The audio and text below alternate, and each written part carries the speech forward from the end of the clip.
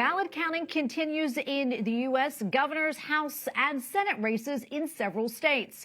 Control of Congress is still up in the air. Most analysts predict Republicans will take control of the House, but the Senate is a toss-up days after the election, and a quick resolution is not in sight. Capitol Hill correspondent Erik Rosales fills us in on those decisive Senate races. Eric?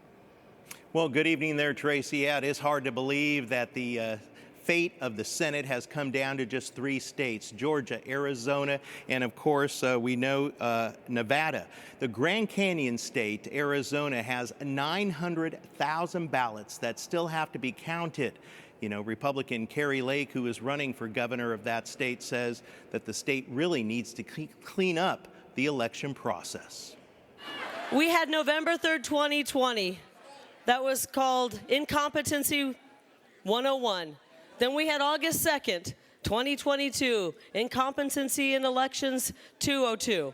And now we're at Incompetency in Elections 303. We need honest elections. Arizona election officials say they're working as fast as they can to count thousands of mail-in ballots and the 17,000 ballots rejected due to voting machine problems.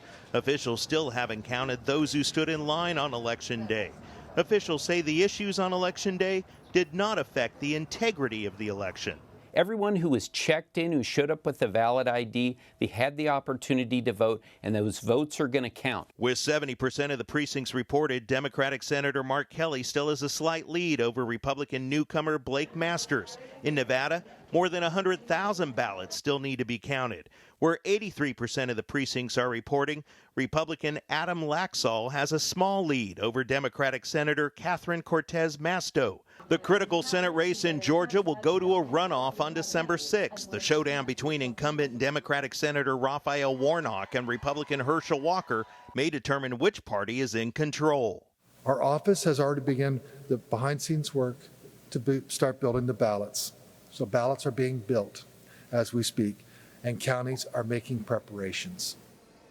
In that Georgia runoff race, Republicans and Democrats are already pouring millions of dollars into that race, and political heavy hitters from up here on Capitol Hill, where they're already planning trips to head on out there over the next 4 weeks.